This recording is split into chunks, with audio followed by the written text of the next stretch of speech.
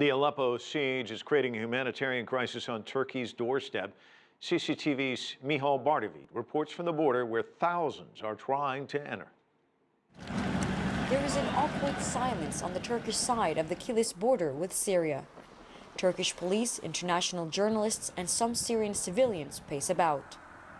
From their vantage point of relative safety, they can hear the explosions coming from the direction of Aleppo, as a Syrian government offensive backed by Russian airstrikes continues.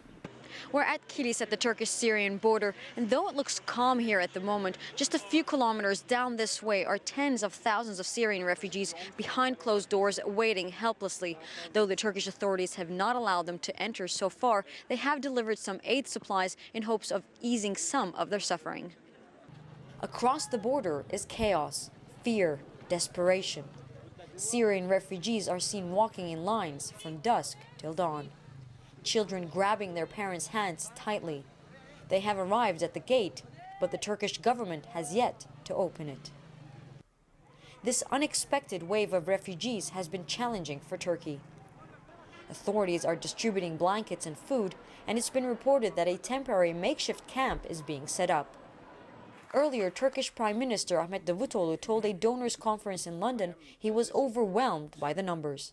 Now 10,000 new refugees are waiting in front of the door of Kilis because of air bombardment and attacks against Aleppo. 60,000 or 60 to 70,000 people in the camps in North Aleppo are moving towards Turkey. My mind is not now in London, but in our border, how to relocate these new people coming from Syria.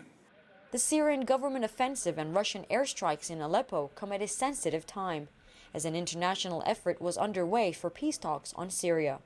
What you have seen is that the intense Russian airstrikes, mainly targeting opposition groups in Syria, is undermining the efforts to find a political solution to the conflict. Moreover, the increased Russian presence, air activity in Syria is also causing increased tensions and violations of Turkish airspace. Russia has allegations of its own, accusing Turkey of preparing to invade Syria with ground troops and military equipment massed on the border.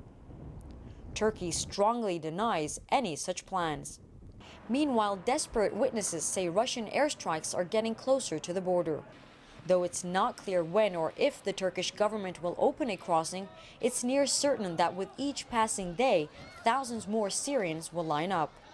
Mihal Bardavid, CCTV in Kilis at the Turkish-Syrian border.